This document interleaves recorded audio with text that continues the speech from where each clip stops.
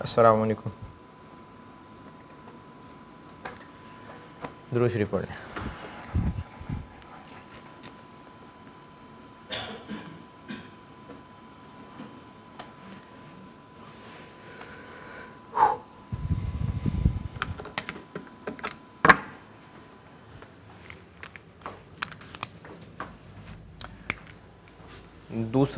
दूसरी सिचुएशन, मैंने capitalisation rate calculate करना सिखाया था कल, और उसकी एक सिचुएशन बताई थी।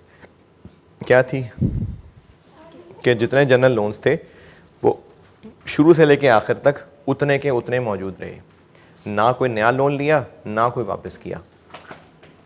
अब हम लोन चेंज कर लेते हैं, तो दूसरी सिचुएशन आ गई जिसमें लोन्स चेंज हो जाएंगे, यानी या तो पुराना वापस हो जाएगा या नया लिया होगा। दूसरी सिचुएशन है सर इस कंडीशन में तो आएगा ही नहीं। क्या?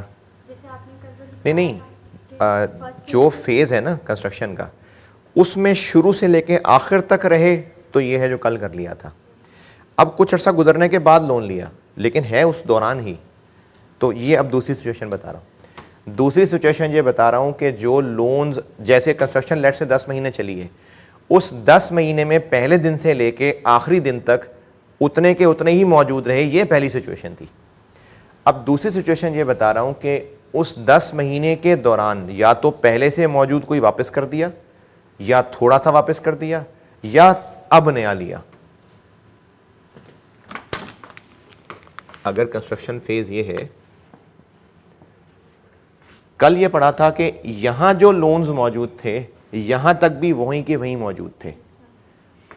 अब दूसरी सिचुएशन ये बता रहा हूं कि या तो कंस्ट्रक्शन शुरू होने के बाद कोई नया लोन लिया, या एंड होने से पहले कोई वापस कर दिया, तो फिर शुरू से लेकर आखिर तक सेम नहीं रहे ना। फिर ये है दूसरा scenario.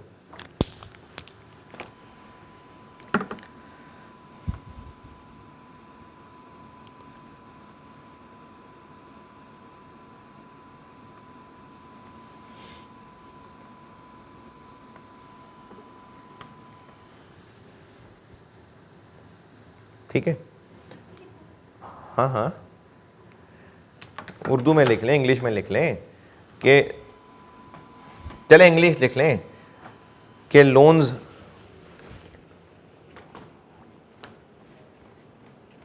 Change during the period, यानी या तो नया लोन लिया होगा या पुराना वापस किया होगा, ये मतलब है। दूसरी सिचुएशन बता रहा हूँ। पहले मैंने बताई थी लोन्स रिमेन अनचेंज्ड, अब मैं कह थ्रू आउट द पीरियड, अब मैं कह रहा हूँ कि loans change during the period, यानी कोई नया लोन लिया होगा या कोई पुराना वापस किया होगा। बहरहाल इसकी जो भी आप अंग्रेजी या उर्दू लिख रहे हैं ना, उससे ज़्यादा इंपॉर्टेंट बात यह है जो हमें सवाल में करने लगा हूँ, तो पहचान लेंगे आप। यानी आपको ये अंग्रेजी याद होना ज़रूरी नहीं है, जो मैं सवाल बनाने लगा हूँ उससे आ जाएगी बात समझ। अब इसका सवाल लिखिए। कंस्ट्रक्शन स्टार्ट, कंस्ट्रक्शन स्टार्ट 1 जनवरी 21,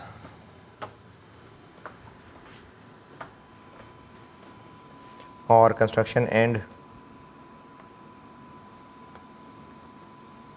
31 अक्टूबर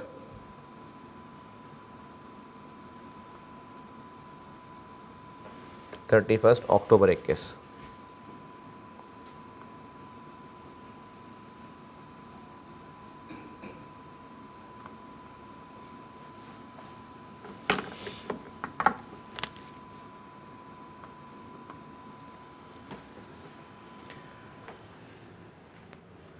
सस्पेंशन मई का महीना,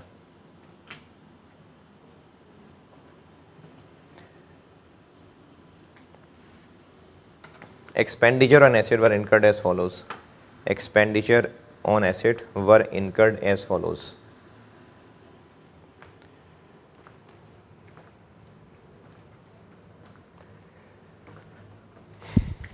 फर्स्ट जनवरी 21 को, 1 जनवरी 21 4 million,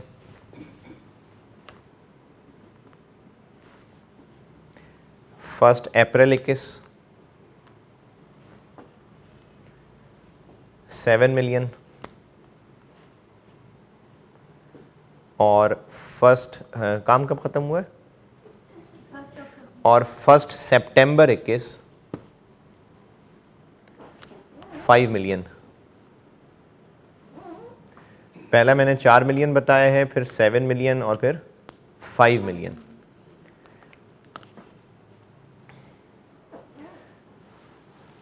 construction was financed by general borrowing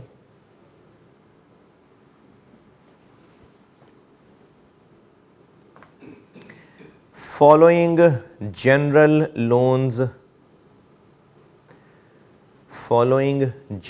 loans were available during the period. Following general loans were available during the period.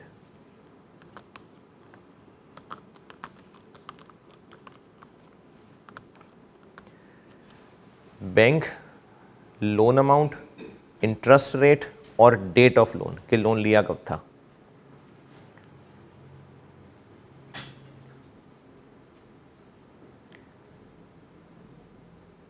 Bank कर लें ABC, 3 बैंक्स।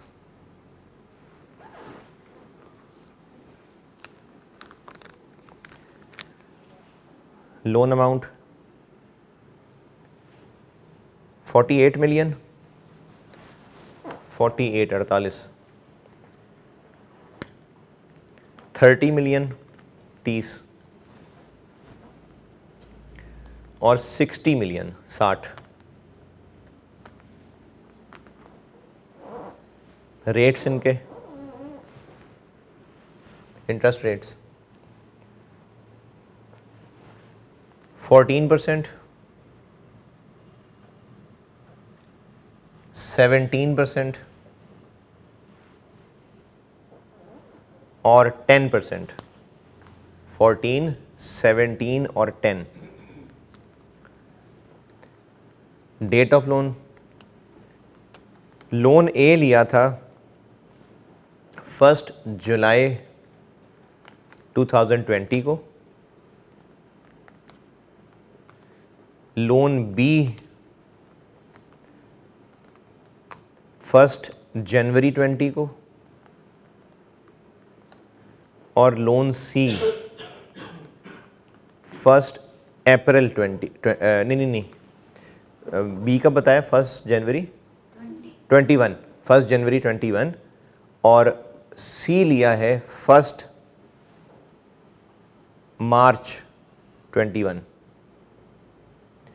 तीनों लोन्स की date दोबारा बता रहा हूं। पहला लोन लिया है 1 जुलाई 2020, दूसरा लिया 1 जनवरी 2021 और तीसरा लिया है 1 मार्च 2021।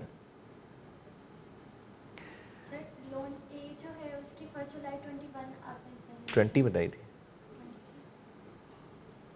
लोन ए 2020 में लिया था और लोन बी और सी 2021 में लिए हैं। चलें ये टेबल बस पूरा हो गया, उसके बाद नीचे लिखें अलग से। Loan A was fully repaid, loan A was fully repaid on 30th September। Construction and क्या बताया मैंने? 21 कंस्ट्रक्शन एंड क्या बताया? 31 हाँ, loan A was fully repaid on 30th September 2021।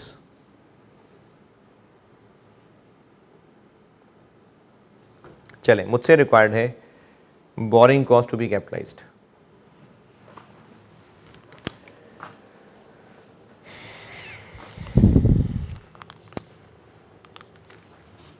Pause कर लीजिए।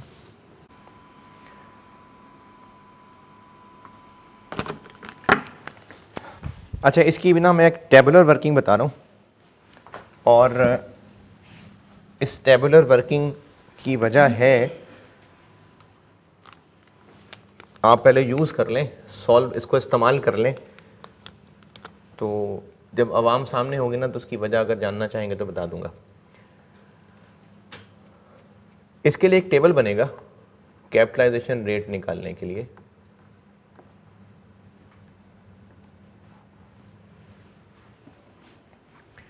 जो कल मैंने एक टेबल सिखाया था जिसमें loan amount, rate, loan amount को W कहा था, रेट था X और फिर वो WX वाला कॉलम बनाया था। यहाँ पर ना मैं 2 कॉलम मज़ीद बढ़ाने लगा हूँ।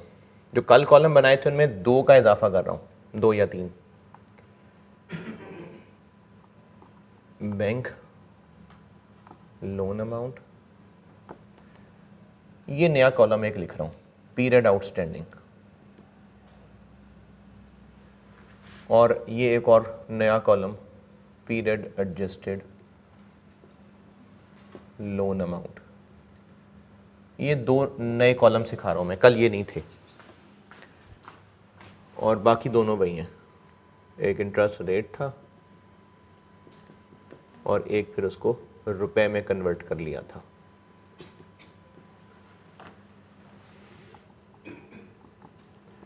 तो जो कल टेबल बताया था मैंने उसमें ये 2 नए कॉलम डाले। अच्छा, इस सवाल में और कल वाले सवाल में क्या फ़र्क, कहाँ फ़र्क नज़र आ रहा है? नहीं, टेबल में नहीं, सवाल में चेंज हो रहे हैं ना, लोन नए आए हैं या पुराने वापस चले गए, इस तरह पहचानेंगे सवाल आप। बैंक हो गए A, B, C, loan amounts क्या हैं? 48, 30 और 60।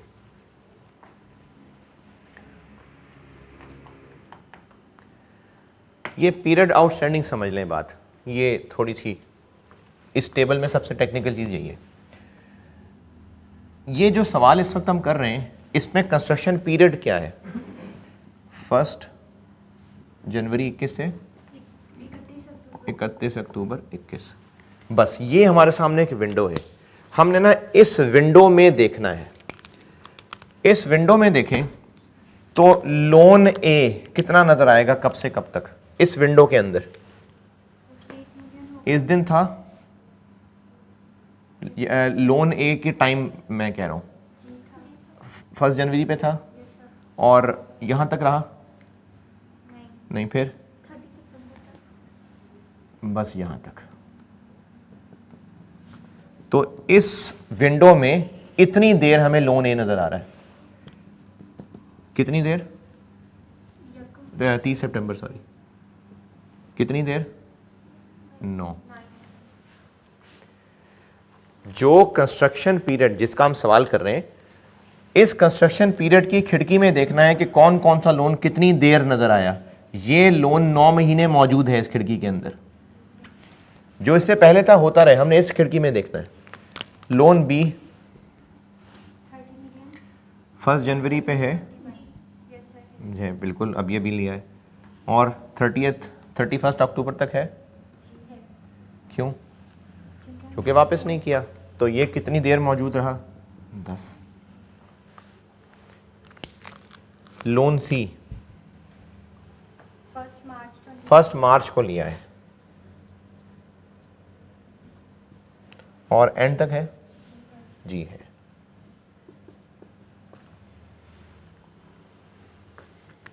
कितने महीने?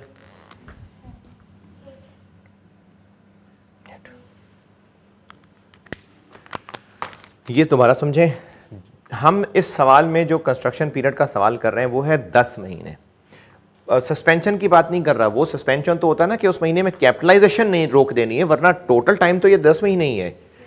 इस पीरियड को सामने रखते हुए देखना है कि इन लोन्स कितने कितने पीरियड मौजूद रहे। ये लोन्स इस 10 महीने के पीरियड में लोन ए 9 महीने मौजूद रहा क्योंकि आखिरी महीने में वापस कर दिया था। लोन बी पूरा 10 महीने मौजूद रहा क्योंकि पहले दिन ले लिया था और वापस नहीं किया, तो पूरे 10 महीने रहा। लोन सी 8 महीने रहा क्योंकि ये लिया बाद में था। ये महीने एक बार ढूंढ लिए, आगे फिर उस टेबल में डाल लेता हूं उनको। ये 9, 10, 8 ओके। इन महीनों को लिखेंगे यहां, लेकिन 9 नहीं लिखूंगा, ये लिखूंगा 9/12। 9/10 नहीं, 9/12, 10/12 और 8/12।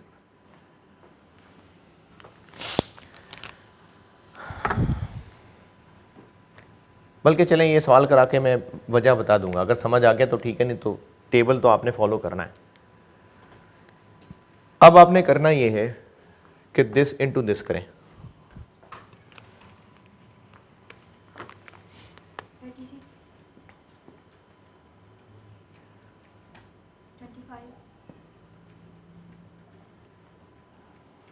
25, 40।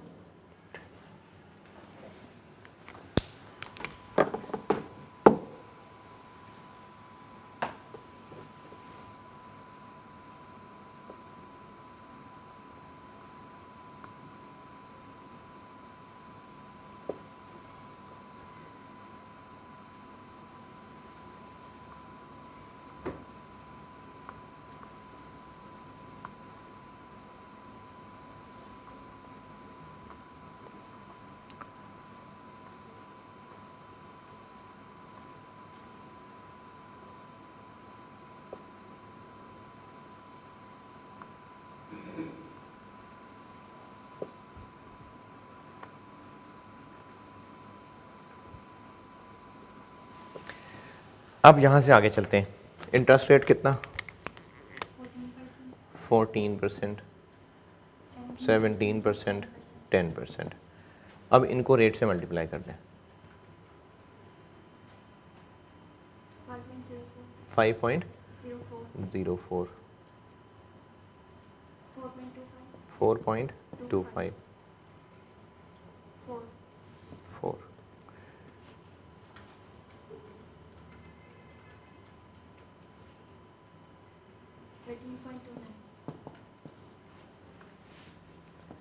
इसका नहीं, इसका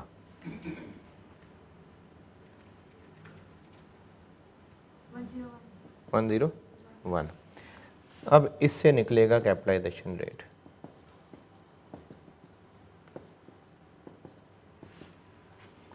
$13.29,101।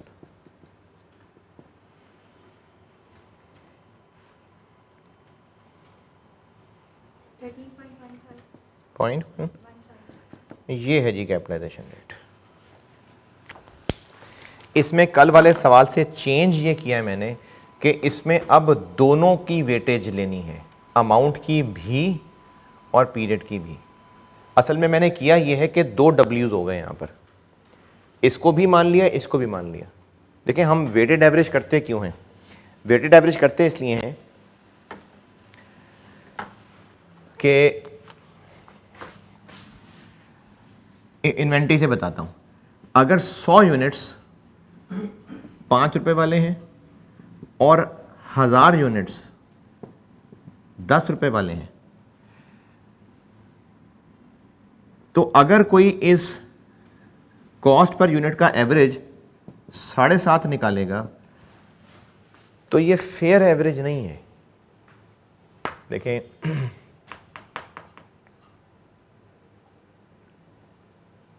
चलें एक और मिसाल बताता हूँ। अगर क्लासरूम के अंदर 100 लोग मौजूद हैं, उनमें से 99 लोग तकरीबन सारे के सारे ही 20 ईयर्स ओल्ड हैं, बस एक कोई छोटा भाई अपने साथ ले आया था, वो जो एक बच्चा है, 99 लोग 20 ईयर्स ओल्ड हैं और जो एक बच्चा है वो 10 साल का है। तो अगर पूछा जाए जी इस क्लास के लोगों की एवरेज एज क्या है, तो 15 साल कि 20 और 10 का एवरेज कर लें। क्या ये फेयर एवरेज होगी? लेकिन किया तो 20 और 10 का है।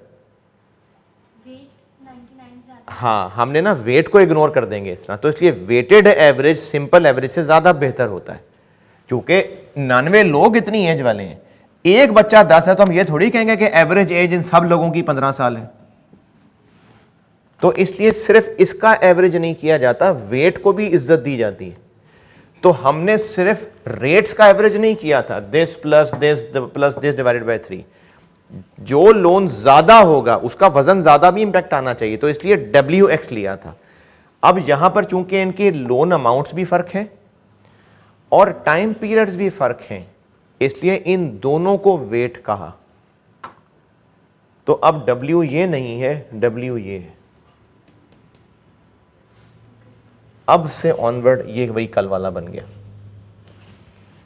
अच्छा, ये तो हो गई इसकी एक कॉन्सेप्चुअल वजह। एक न्यूमेरिकल वजह भी बता देता हूं, और अगर वो भी ना समझ आई तो करना बस ऐसे ही है। एक और वजह बताता हूं, ये वजह नॉलेज के लिए बता रहा हूं, आप समझ दें, हजम कर लें, बहुत अच्छी बात है, नहीं तो कोई बात नहीं, करना है ऐसे ही।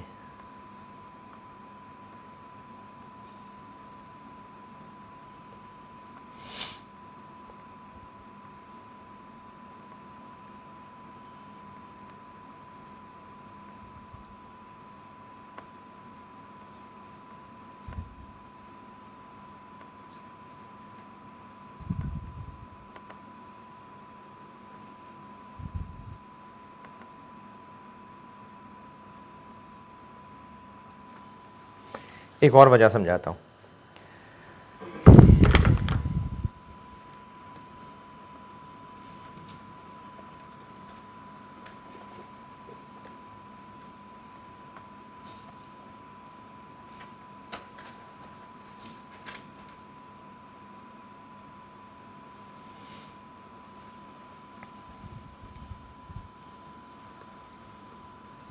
एक मिनट पॉज करिएगा।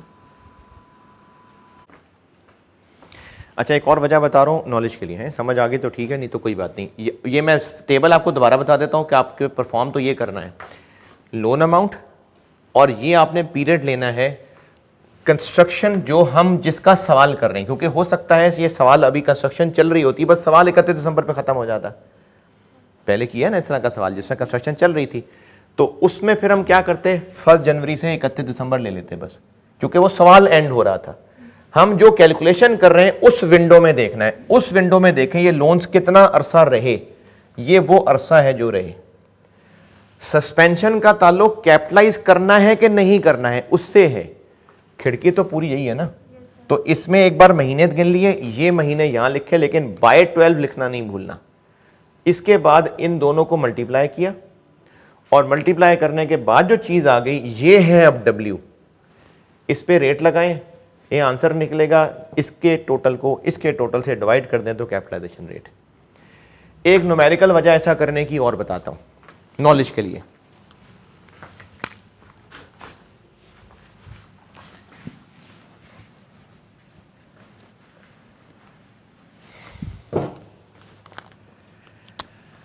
लोन ए देखते हैं, लोन ए कितना है 48। इस दौरान लोन ए यानी बैंक ए ने इस दौरान हमसे कितना इंटरेस्ट लिया होगा, 9 मंथ्स का। कैलकुलेट करें, कैसे कैलकुलेट करेंगे, this into 14% into 9/12 is equal to 5.04। इस दौरान बैंक ए ने हमसे इतना इंटरेस्ट लिया होगा ना। अब आपको अगर ये नहीं पता और पूछा हो कि बताएं अगर बैंक ने इतना हमसे इंटरेस्ट लिया है तो क्या इंटरेस्ट रेट बैंक ने चार्ज किया है, कैसे निकालूं, क्या करूं बताएं। 5.04 डिवाइडेड बाय 48 इनटू 12 इनटू 9। अच्छा ऐसे कर लो ना, यानी नीचे ये काम कर लो, तो इससे आंसर क्या निकलेगा, वही 14% ही निकलेगा। क्या ये करना ठीक था कि मैं 5.04 डिवाइडेड बाय 48 कर लेता बस, क्यों नहीं, क्योंकि ये भी इस्तेमाल हुआ है तो 5.04 निकला है। तो अगर मैं ये रेट निकालना चाहता हूं तो इन सबको वहां शिफ्ट करना पड़ेगा ना, ये वहां शिफ्ट कर दिया। इसको सॉल्व करें,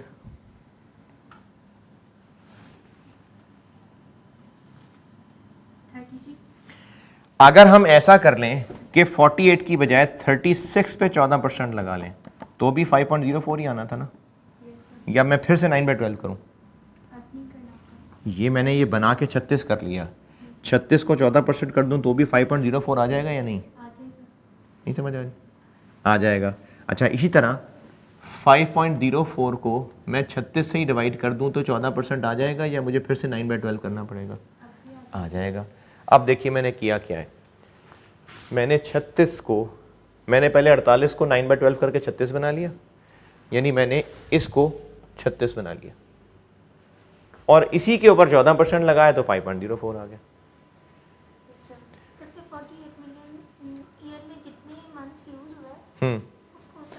सिर्फ ईयर में नहीं, हम जिस पीरियड का सवाल कर रहे हैं, हम 10 महीने का सवाल कर रहे हैं ना, हाँ, उसमें जितने महीने इस्तेमाल हुआ, तो वो 9 महीने इस्तेमाल हुआ था तो वो 36 बन गया और अब इसी पे रेट लगाया तो 5.04 आ गया। दिस इंटू 14% इंटू 9/12 द्वारा करना पड़ेगा? नहीं। अच्छा, अगर ये रेट निकालना चाहूँ तो क्या करूँ? 5.04 डिवाइडेड बाय नहीं 36, 5.04 डिवाइडेड बाय 36 कर लूँ काफ़ी है, या 9/12 भी करूँ? काफ़ी है। तो अगर इस बैंक का रेट निकालना हो तो इस बैंक का इंटरेस्ट डिवाइडेड बाय ये निकालना हो तो दिस डिवाइडेड बाय दिस, और अगर सबका कंबाइंड निकालना हो तो दिस डिवाइडेड बाय दिस। तो ये किया है हमने।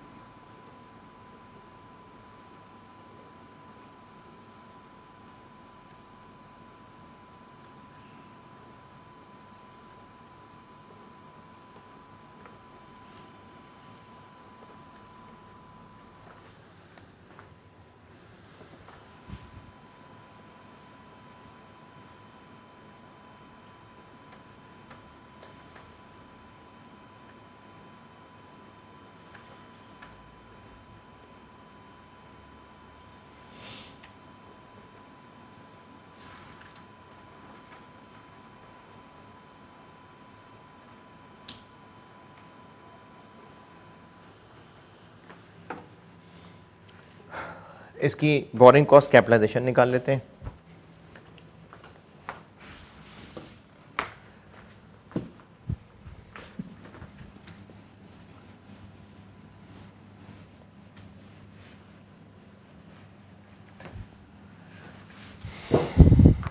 बोरिंग कॉस्ट कैपिटलाइजेशन के लिए जो हम लोग टेबल बनाया करते हैं,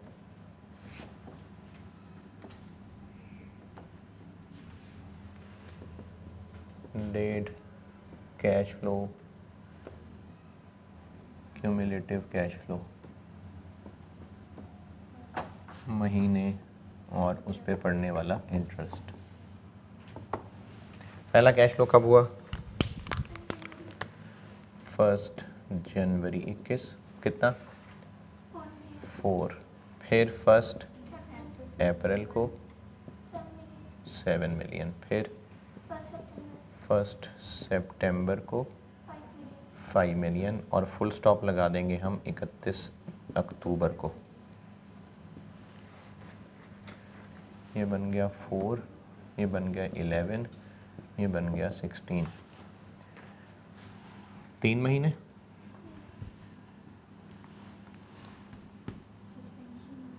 हैं तो 5, लेकिन सस्पेंशन की वजह से 4।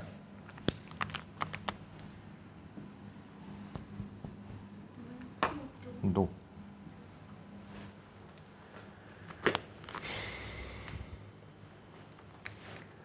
महीने गिनना मुश्किल है इसमें। अच्छा, जो महीने गिनने में गलती करते हैं ना, वो इसलिए गलती कर रहे होते हैं कि वो इसको तो देख रहे होते हैं, इसको नहीं देख रहे होते। डेट भी देखा करें।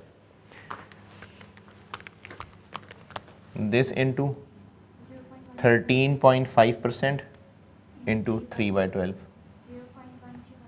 Point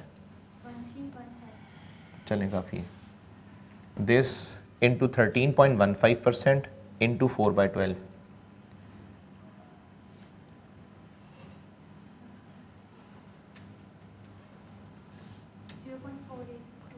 0.48। This into 13.15% into 2/12 35। Borrowing cost capitalize हो जाएगी।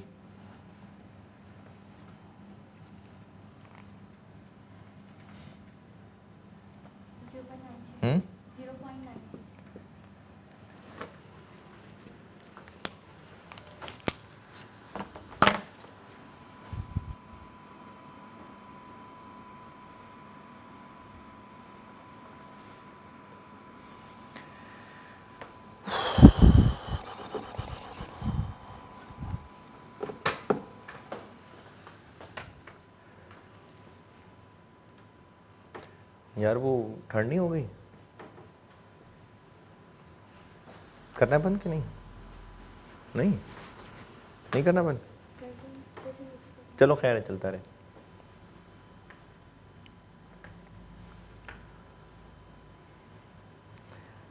अच्छा, अगर ये लोन ए, चले नोट करने पे बताता हूँ।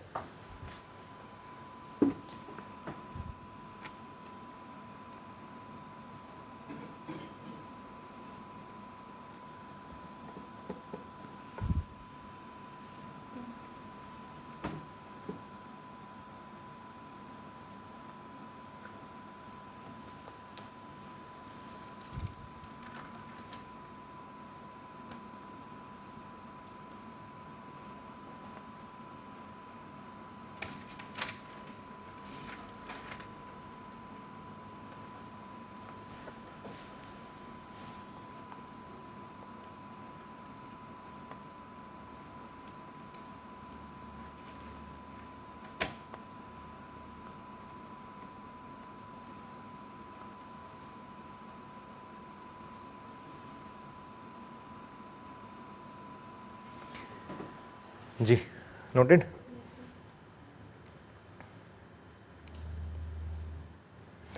अगर इस सवाल में मैंने कहा होता कि जो लोन ए है वो 30 नवंबर को आधा वापस हो गया, तो फिर क्या करते हैं?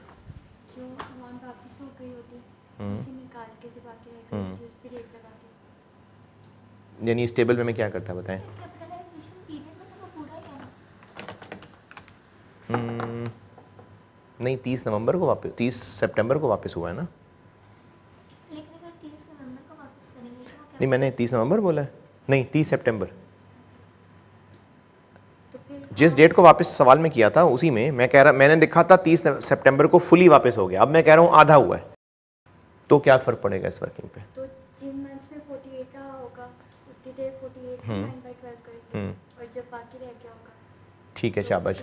अगर इस सवाल में ऐसा कहा होता ना कि लोन ए आधा वापस हुआ है 30 सितंबर को, तो फिर हम यहाँ पर 3 की बजाय एक और लाइन बनाते, यहाँ पर ए की एक और लाइन आती और उस लाइन में यहाँ पर 24 आता और फिर जितने मंथ्स वो रहा 1/12 आता, क्योंकि वो सिर्फ अक्टूबर का महीना रहा होता। फिर ऐसे हो जाता सवाल, फिर यहाँ पर भी 14% आता और यहाँ पर भी एक अमाउंट आती। यानी अगर कोई लोन पार्टली वापस हो रहा है तो वो इस वर्किंग में 2 लाइनों में लिखा जाएगा। ये बात सही समझ? और सीक्वेंस में लिखना नहीं नहीं नहीं, कोई मसला नहीं, आप बी पहले लिख लें, ये पहले लिख लें, कोई मसला नहीं। ठीक है, तो अगर लोन कोई वापस हो रहा है और पूरा वापस नहीं हो रहा तो फिर उसको हमें 2 लाइनों में लिखना पड़ेगा। ये बात आप खुद अपने अल्फाज में लिख लें और उसकी मिसाल के तौर पे ये शक्ल दोबारा बना के लिख लेना। मैंने मिसाल ये दी है कि अगर लोन ए 30 सितंबर को फुल वापस की बजाय 50% वापस हो रहा होता तो फिर हमारी वर्किंग इस शक्ल की बन जाती।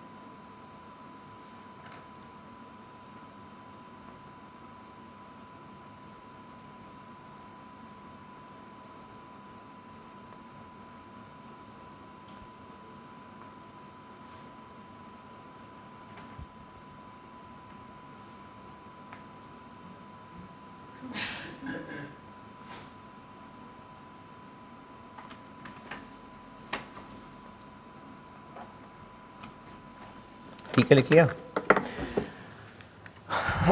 अच्छा, अब जनरल बोरिंग की बस आखिरी चीज़, जनरल बोरिंग ख़त्म। बस फिर मैं आपको ना मिक्सचर कराऊंगा, इस पर मैं बस कल की क्लास और लगाऊंगा, बस फिर ये बहुत है I-23।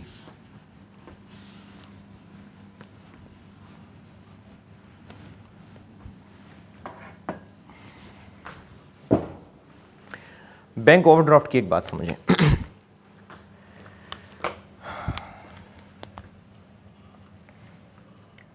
मैं जनरल बोरिंग की हेडिंग दे चुका था ना, उसी के अंदर ही हूं।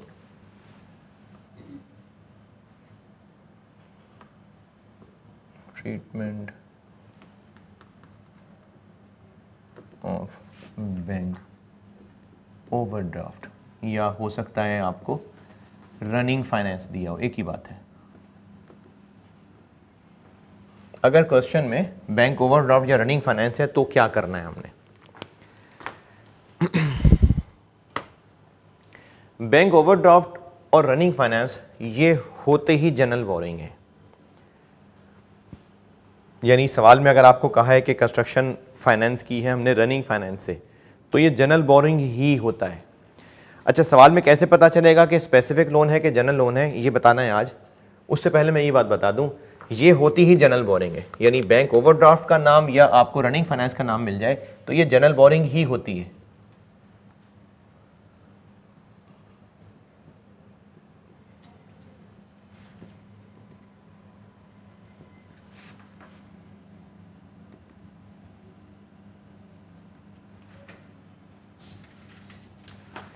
ये जनरल बोरिंग ही होती है, यानी ये स्पेसिफिक नहीं होती, ये जनरल बोरिंग ही होती है। अब इसके हवाले से ना आपको 3 तरह की अमाउंट्स दी हुई हो सकती हैं सवाल में।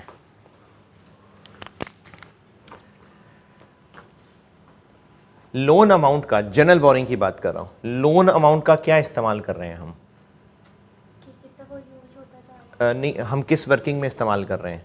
कैपिटलाइजेशन रेट निकालने में इस्तेमाल कर रहे हैं लोन अमाउंट का। तो अगर हमारे पास मल्टीपल लोन्स हैं जनरल बोरिंग में, तो हम हर एक की लोन अमाउंट का यहां इस्तेमाल कर रहे हैं। तो फिर अगर बैंक ओवरड्राफ्ट हुआ तो उसका भी हमें कोई इस्तेमाल करना पड़ेगा। बैंक ओवरड्राफ्ट या रनिंग फाइनेंस, इसके हवाले से आपको सवाल में ना 3 तरह की चीजें दी हुई हो सकती हैं अमाउंट के एतबार से।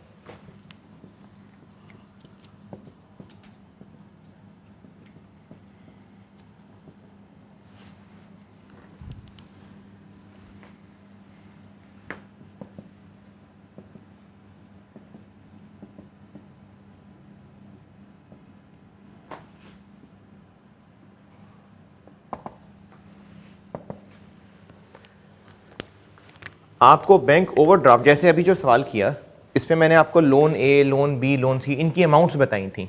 तो चूंकि ये बस वैसे ही बैंक लोन थे तो इनकी बस अमाउंट बता दी, उस अमाउंट को हमने वहां इस्तेमाल कर लिया। बैंक ओवरड्राफ्ट के हवाले से ना आपको 3 तरह की चीजें बताई हुई हो सकती हैं। आपने उनमें से कौन सी फिगर का क्या करना है ये वो सिखाने लगा।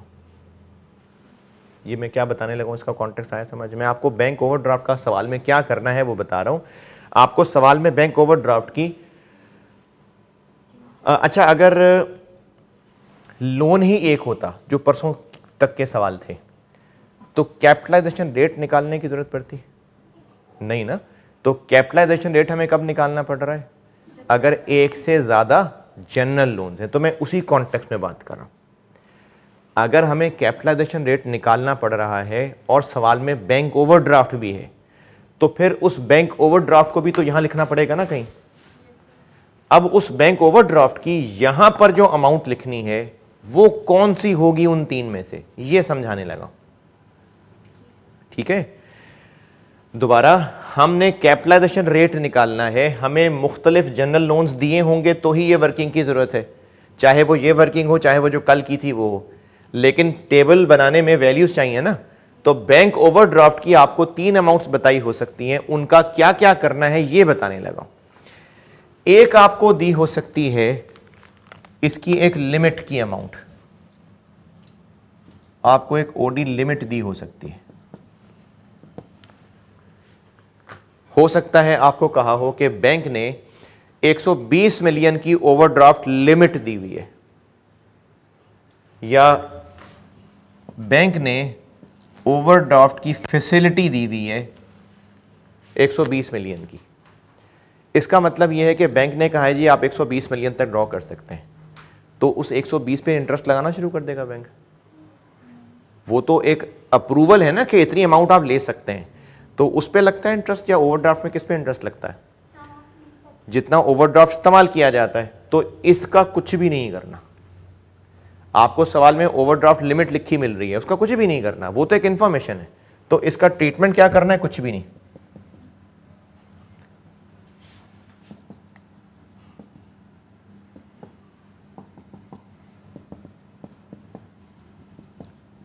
ये तो बस वैसी एक इंफॉर्मेशन है, इसका कोई ट्रीटमेंट नहीं करना, ये जस्ट एक बेकार सी इंफॉर्मेशन है।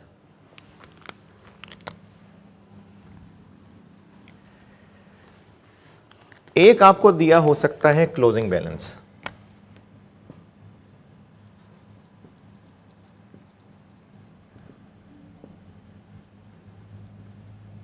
हो सकता है आपको सवाल में लिखा मिले कि ईयर एंड पे जो ओवरड्राफ्ट का बैलेंस आ रहा था वो 70 मिलियन था, उसी पे इंटरेस्ट लगना चाहिए।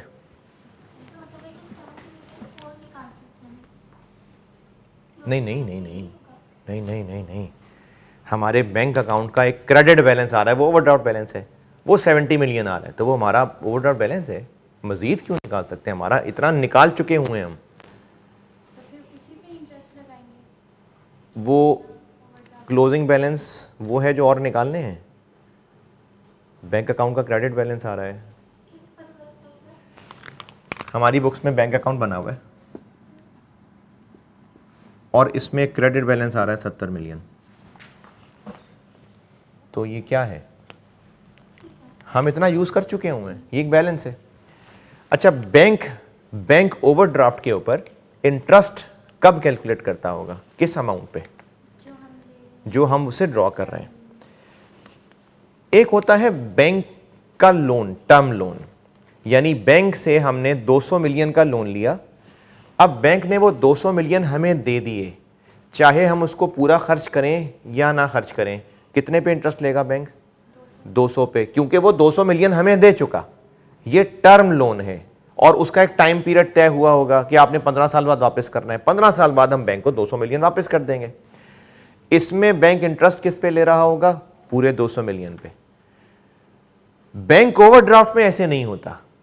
बैंक ओवरड्राफ्ट में होता है जितना पैसा इस्तेमाल होगा उस पे इंटरेस्ट पड़ेगा, और जब वो पैसा बैंक को वापस हो जाएगा तो इंटरेस्ट पड़ना बंद हो जाएगा।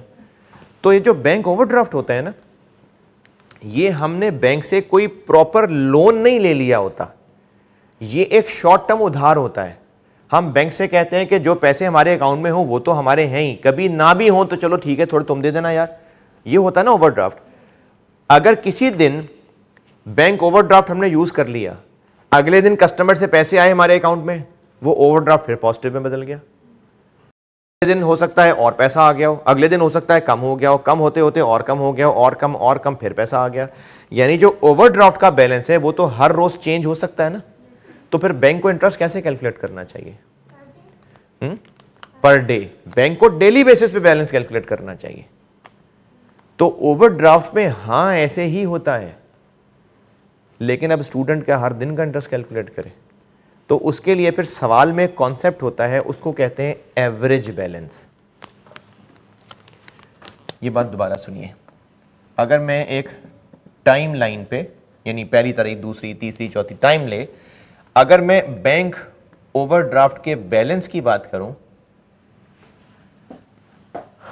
तो बैंक ओवरड्राफ्ट का बैलेंस हो सकता है कभी कम हो रहा हो, फिर बढ़ रहा हो, फिर कम होते फिर बढ़ रहा है, यानी वेरी कर रहा होगा। तो बैंक असल में क्या करेगा, बैंक असल में हर दिन का अलग इंटरेस्ट कैलकुलेट करेगा। लेकिन सवालों के लिए एक आसान काम यह किया जाता है,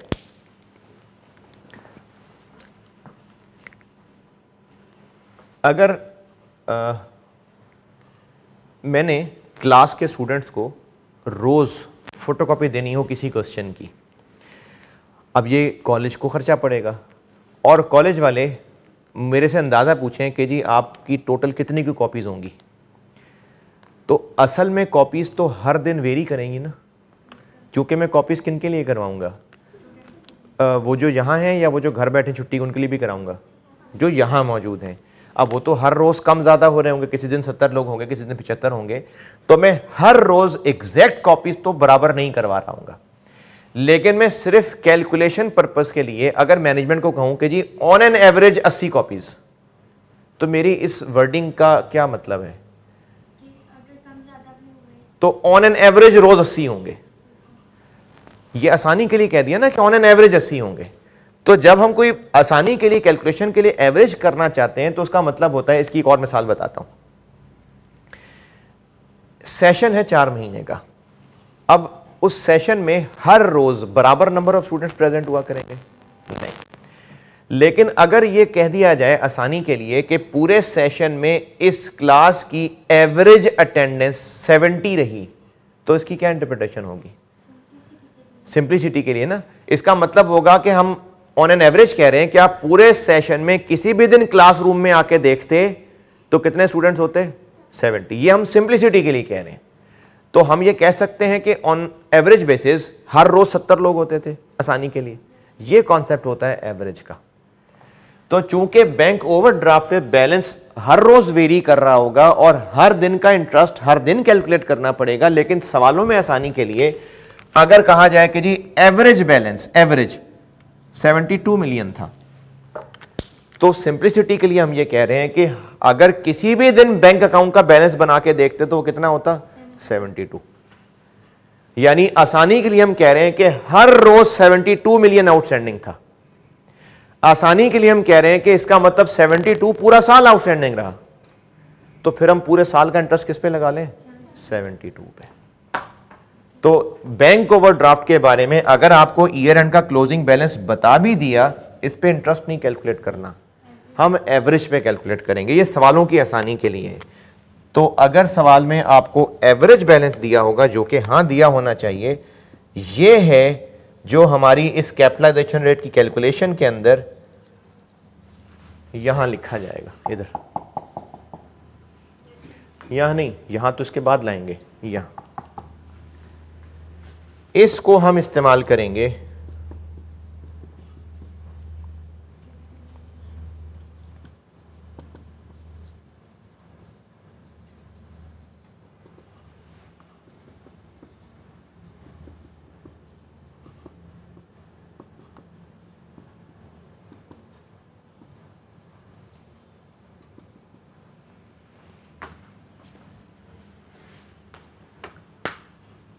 तो फिर इसका क्या करें, कुछ भी नहीं। हाँ, अगर सवाल है, रिक्वायर्ड है एक्सट्रैक्ट्स ऑफ बैलेंस शीट बता दें, तो फिर वहां पर इसको शो कर देंगे। इसका कैलकुलेशन में कोई काम नहीं होगा। हाँ, अगर बैलेंस शीट के एक्सट्रैक्ट्स रिक्वायर्ड हुए तो इसको फिर हम वहां पर लायबिलिटीज में शो कर देंगे।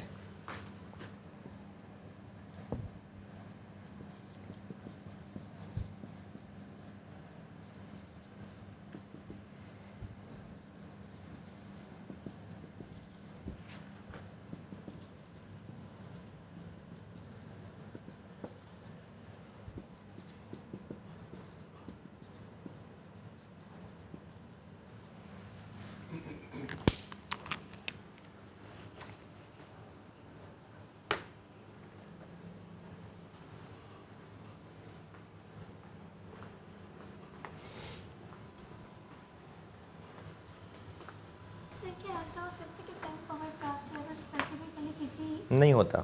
ओवरड्राफ्ट रनिंग फाइनेंस होता ही अपने अच्छे कस्टमर्स को बैंक देता है कि चलें आपको ज़रूरत हो तो ये इस्तेमाल कर लेना।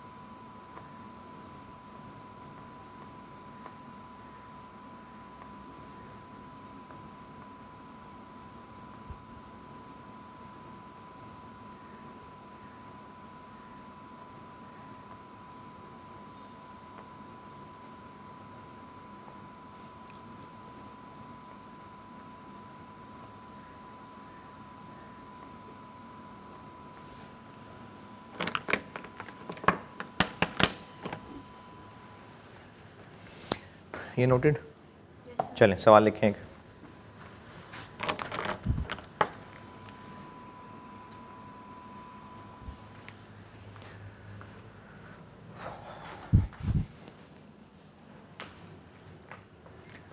Construction start.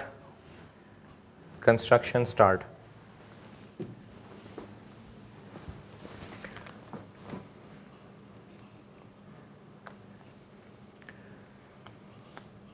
फर्स्ट जनवरी 2021 और कंस्ट्रक्शन एंड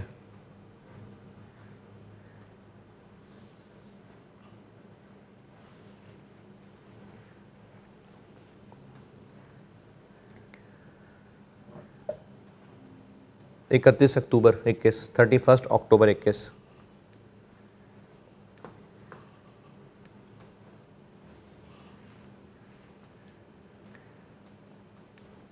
सस्पेंशन सितंबर के महीने में।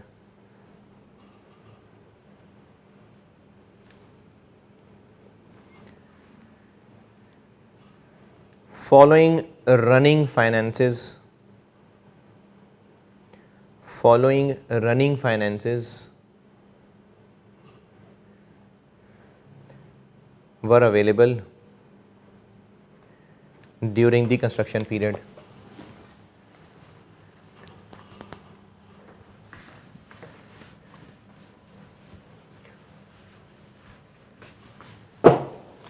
अब वो फॉलोइंग ये हैं,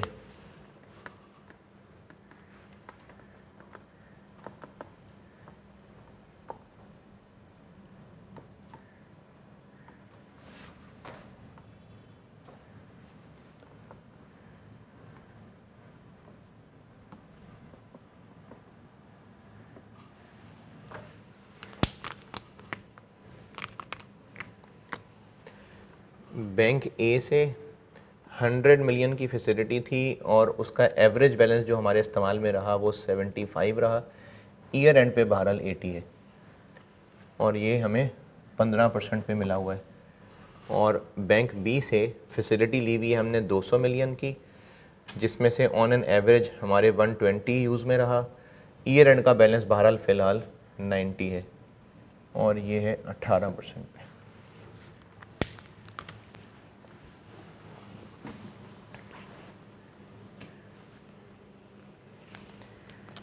कैपिटलाइजेशन रेट निकालें, रिक्वायर्ड है कैपिटलाइजेशन रेट।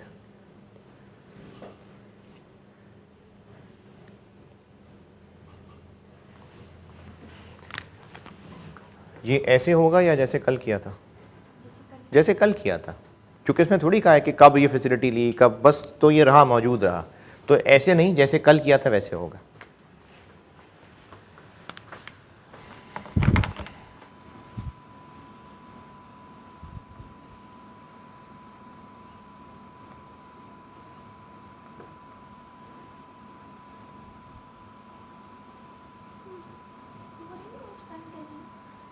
नहीं, कैपिटलाइजेशन रेट कह रहा हूँ बस।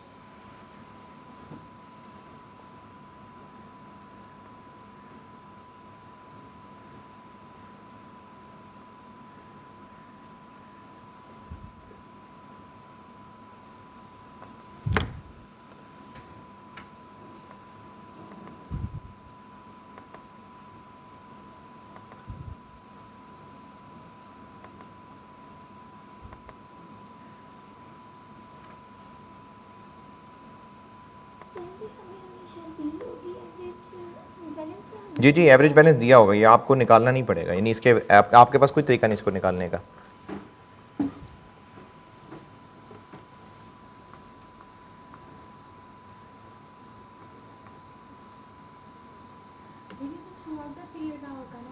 जी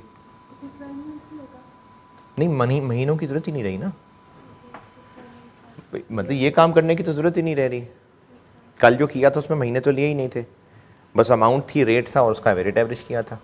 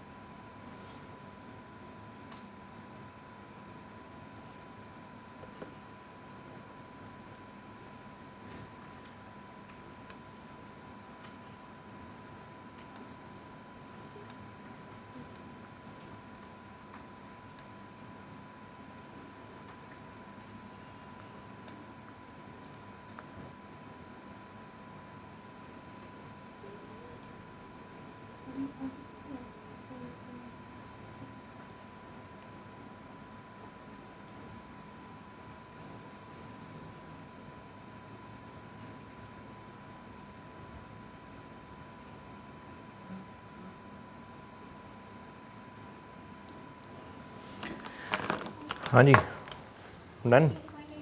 चल देखते हैं।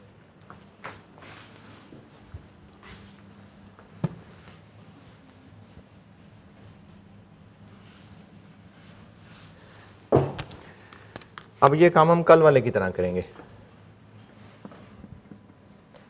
क्या यूज़ करूँ उसमें से? 75, 120, 15%, 11.25, 21.6,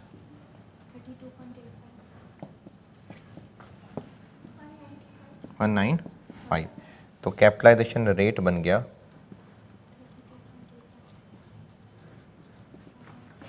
32.85 डिवाइडेड बाय 195, 16.85%। तो इस तरह से कैपिटलाइजेशन रेट कैलकुलेशन में बैंक ओवरड्राफ्ट इस्तेमाल होगा।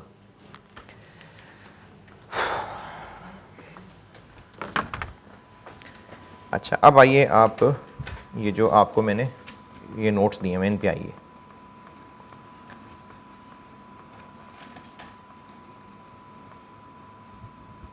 पहले पेज पे आइए।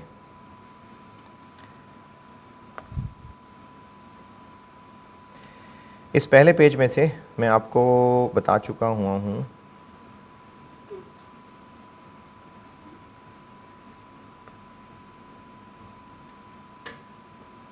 Point number 2। अच्छा, पॉइंट नंबर 2 भी बता चुका हुआ हूँ और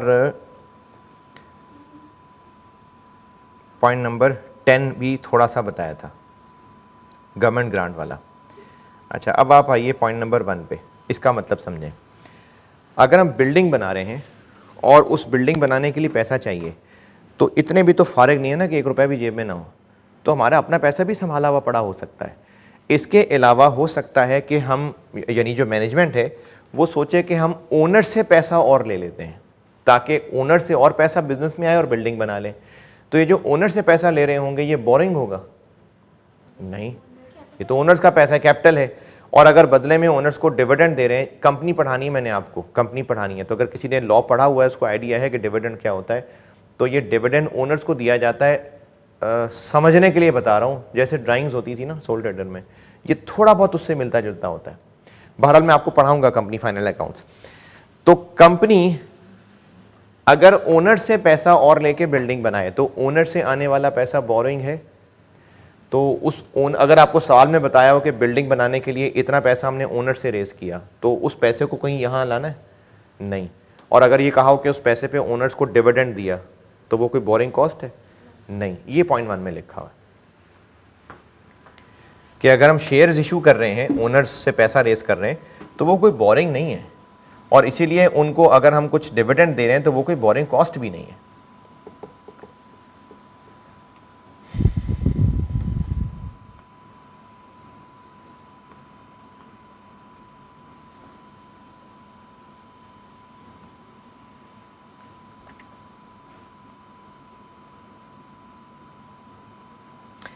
अच्छा जी, नोट नंबर 9 पढ़ लें, ये भी बता चुका हूँ आपको। नोट नंबर 9 भी आपको पता है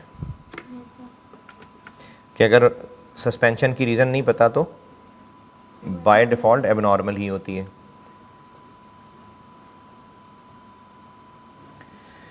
जनरल बोरिंग भी हो गई, स्पेसिफिक बोरिंग भी हो गई, ये कैलकुलेशन हो गई पूरी।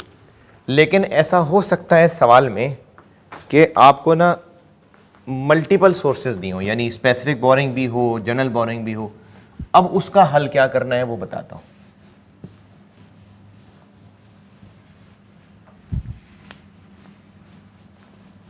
अब हम उन क्वेश्चंस को करना सीखते हैं जिसमें मिक्सचर है।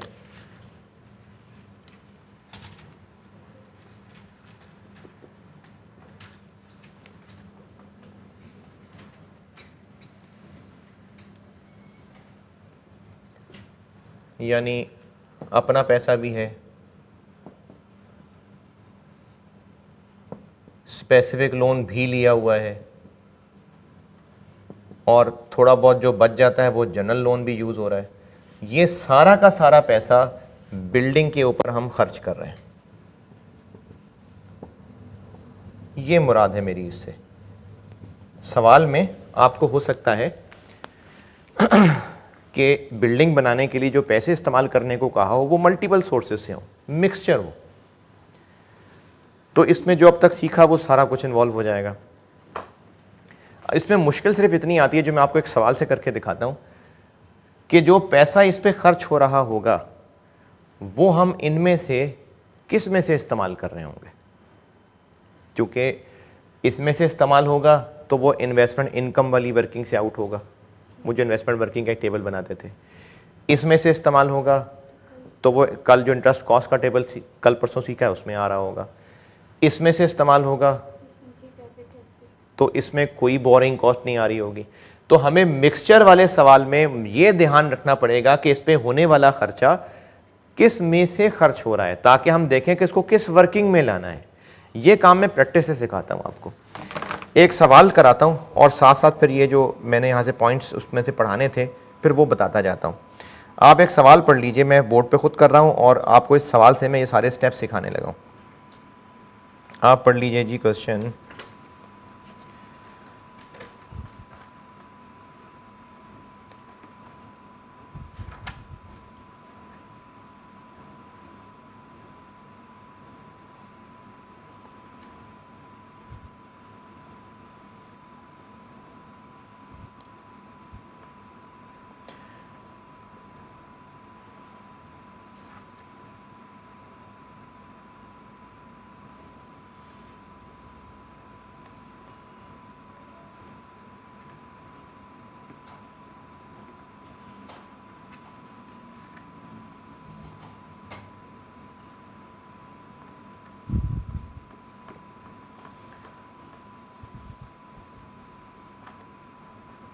क्वेश्चन नंबर 10 पढ़ लें।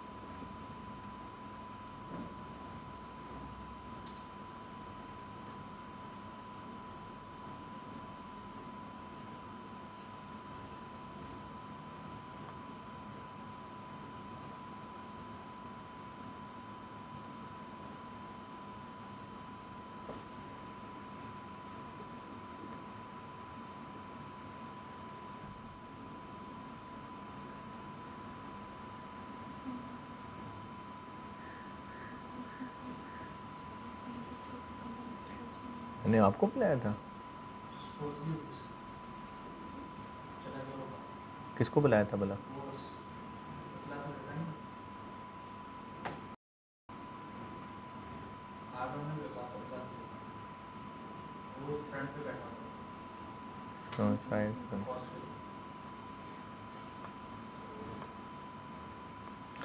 ना यार, क्लास ज्वाइन करने के लिए बंदा मरवा दिया।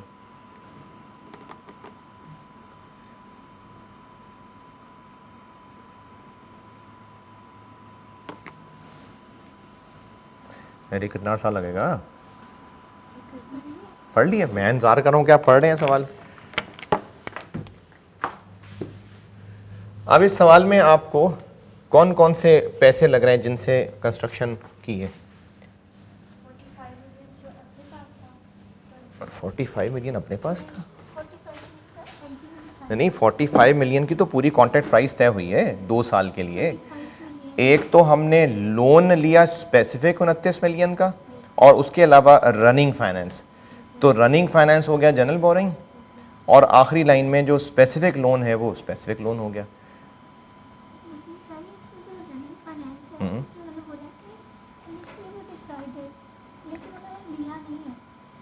नहीं, एग्जिस्टिंग है, मौजूद है, ये रनिंग फाइनेंस मौजूद है हमारे पास, हम पहले ही फैसिलिटी यूज़ कर रहे हैं। 100 मिलियन की एक फैसिलिटी मिली हुई है हमें, ऑलरेडी है। तो ये एक हो गया जनरल लोन और एक हो गया स्पेसिफिक लोन। तो ये है जो मैं कह रहा हूँ मिक्सचर सवाल। इस सवाल में मुश्किल को ख़ास नहीं है, लेकिन सिर्फ एक एहतियात आपने करके रखनी है कि इसमें ध्यान से ये पढ़ना पड़ेगा कि कब कौन सा खर्चा हो रहा था, तो उस वक्त कहाँ कहाँ पैसा हमारे पास मौजूद था। ये मैं आपको सवाल की वर्किंग करके बताता हूँ। रिक्वायरमेंट क्या है सवाल की?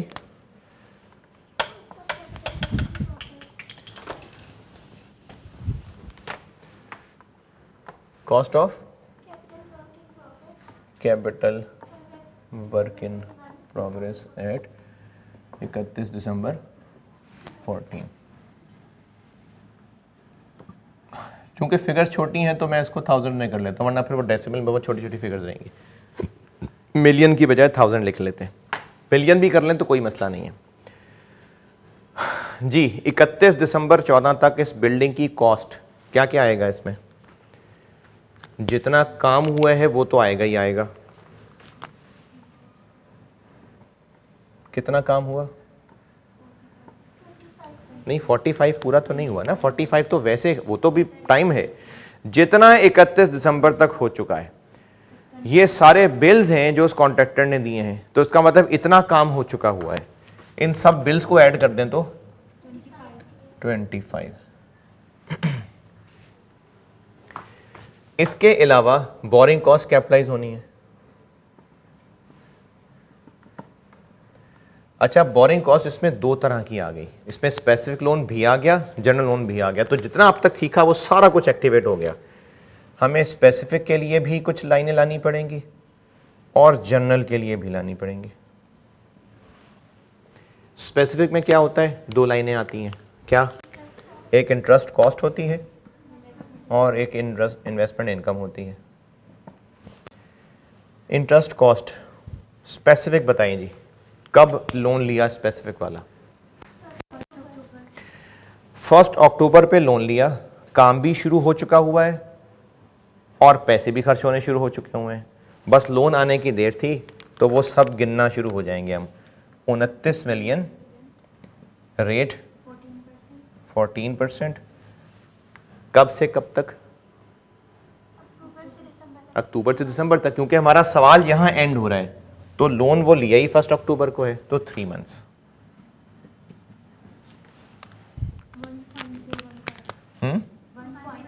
मैं 1000 में कर रहा हूँ ना, 1015। देखें सवाल ना मिक्सचर है, मिक्सचर से मुराद है स्पेसिफिक लोन भी है, जनरल भी है। तो हम अपनी तरतीब से कर रहे हैं सवाल। जो स्पेसिफिक में सीखा था वो स्पेसिफिक में कर रहे हैं, जो जनरल में सीखा वो जनरल में करेंगे। ये बात पता चल रही है कि स्पेसिफिक जनरल दोनों हैं। तो बस हमने अपने सवाल की वर्किंग को उस हिसाब से तोड़ लिया। इन्वेस्टमेंट इनकम, इसके लिए वो टेबुलर वर्किंग करनी पड़ती है। और इसके लिए भी वो टेबुलर वर्किंग करनी पड़ती है। तो कंबाइंड सवालों को, इसका मैं एक और सवाल ना आपको मंडे को खुद कराऊंगा, मंडे को हाँ खुद क्लास में कराऊंगा। इन दोनों के लिए, इन दोनों वर्किंग्स के लिए हम वो अमाउंट इस्तेमाल करते हैं, वो डेट इस्तेमाल करते हैं जिस दिन जितना कैश पे हो रहा है। तो इन दोनों वर्किंग्स में वही कैश पेमेंट ही इस्तेमाल होती है ना। तो मिक्सचर सवाल में आपने ये दोनों वर्किंग साइमल्टेनियसली बनानी।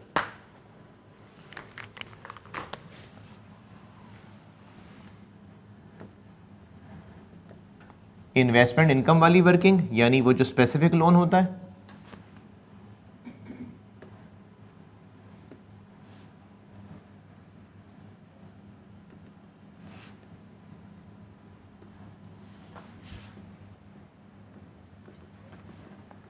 और जनरल बोरिंग वाली वर्किंग।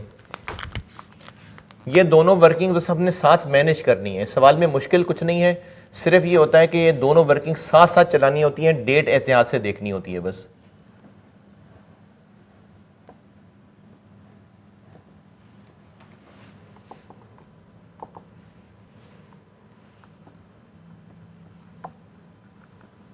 बल्कि तो मैंने उल्टा कर दिया, ये तो बैलेंस लिखते होते हैं।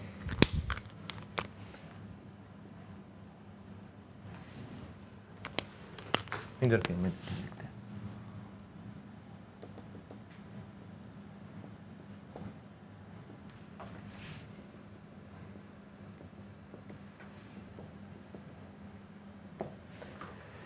मिक्सचर सवाल में बस ये दोनों वर्किंग्स एहतियात से साथ साथ मैनेज करनी है, बस ये टेक्निक है इसके अंदर। अब ये दोनों वर्किंग साथ साथ चलानी शुरू कर दी।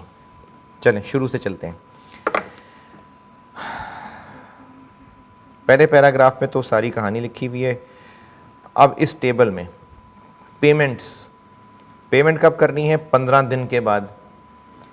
तो पहला कैश कब गया होगा? 15 मई। इन वर्किंग्स में हमने एहतियात सिर्फ इस बात की रखनी है कि किस पेमेंट को इनमें से किस वर्किंग में लेके जाना है। 15 मई वाले दिन, अब आप सवालों में पहले पेज पे आए, इसमें से पॉइंट नंबर 4 देखते हैं। जब हो ना सवाल, नहीं 3 जब हो सवाल में मल्टीपल सोर्सेस, तो आपने एक तरतीब फॉलो करनी है। एसेट पे होने वाला पहला खर्चा पहले हम अपनी जेब से पूरा करेंगे, या कह लें कि जो ओनर्स ने पैसे दिए होंगे वहां से पूरा करेंगे। जब वो खत्म हो जाएगा फिर स्पेसिफिक पे आएंगे, क्योंकि लिया ही उसके लिए था। जब वो पैसा भी खत्म हो जाएगा फिर जनरल बोरिंग को इस्तेमाल करेंगे।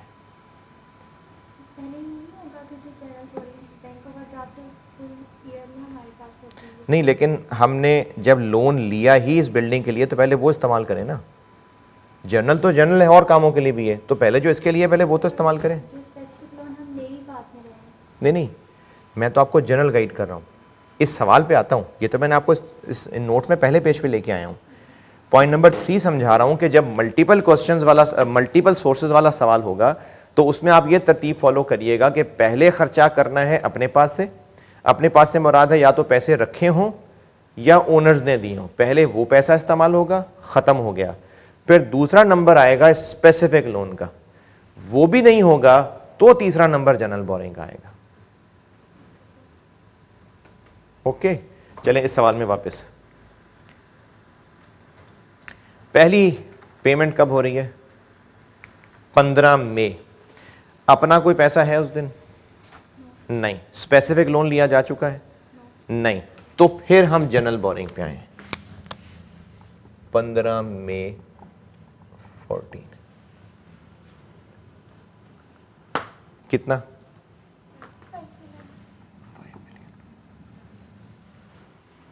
ठीक है, ये एहतियात है बस इस सवाल के अंदर कि आपने देखना है कि कब कौन सा पैसा इस्तेमाल करना था। तो चूंकि अपना पैसा था नहीं, यहां कुछ है नहीं, इसलिए यहां लिखा है।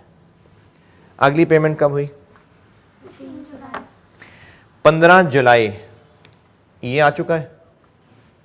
नहीं। तो फिर हमें यहीं लिखना पड़ेगा।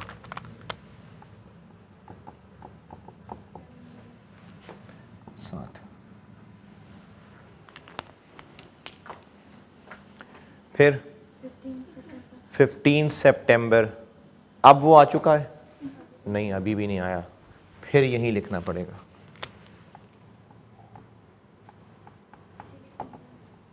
कितना? 6।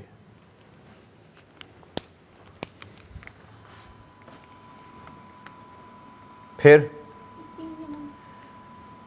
अब वो आ चुका था? हाँ, अब आ चुका था। अब मैंने इसको यहाँ छोड़ दिया। अब यहाँ आते हैं। तो पहले वो 1 अक्टूबर को पैसा आया है, कितना? 29,000।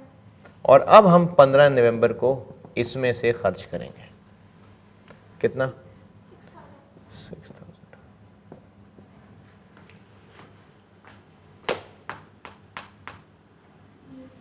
ठीक है, तो ये करना है हमने।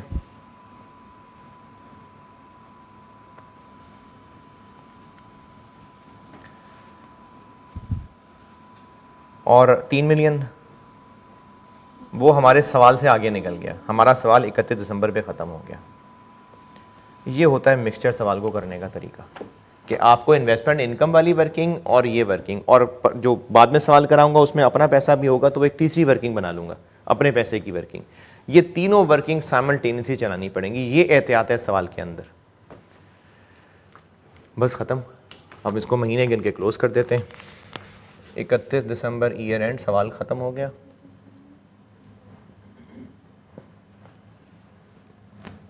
एक चीज़ रहती मैंने नहीं बताई इसमें, ये 29 और 23 कितने महीने?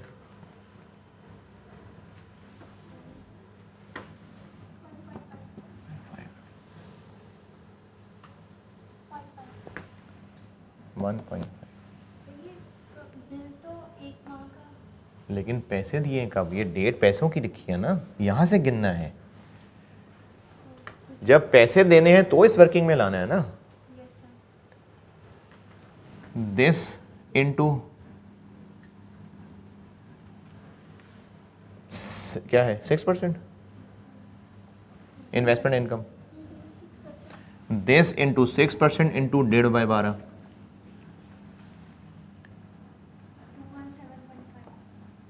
217.5। दिस इंटू 6% इंटू,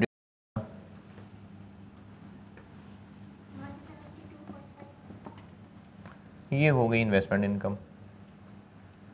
4 नहीं 390।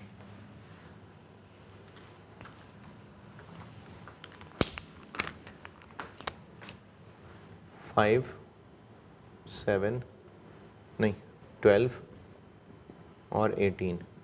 और इस वर्किंग का भी तो फुल स्टॉप लगाना पड़ेगा ना।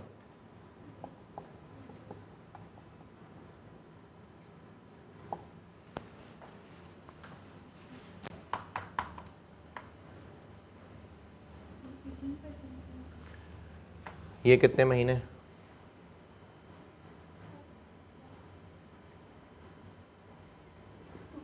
2 महीने। ये 2 महीने। ये 3.5 महीने नहीं,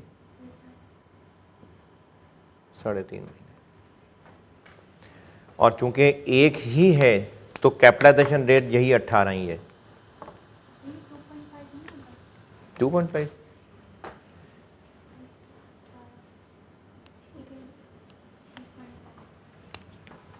5,000 इंटू 18% इंटू 2/12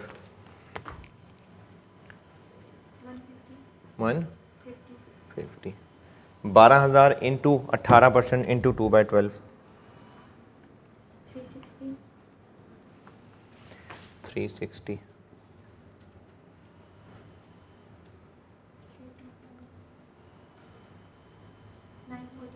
945 नहीं,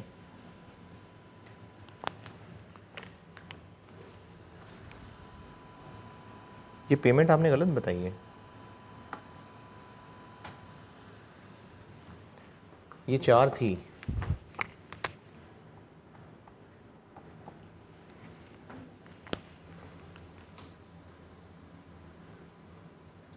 ये 4 है, 6 तो वो है।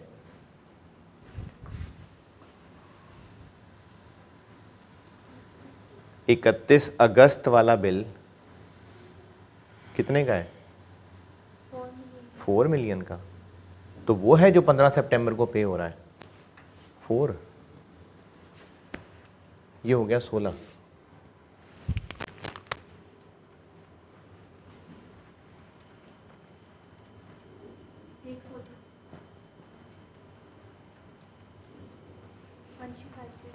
वन 3 5 0। तो ये होता है मिक्सचर सवाल जिसमें हमने सिर्फ वर्किंग इकट्ठे मैनेज करनी है। ये आ जाएगा यहाँ पर 1350 और ये यहाँ से 390 लेस हो जाएगा। ये हो गई इसकी कॉस्ट।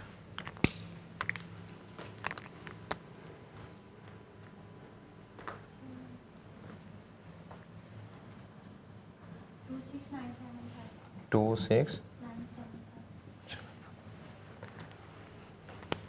अच्छा, इस सवाल में एक पॉइंट है जो मैंने यहाँ इस्तेमाल नहीं किया।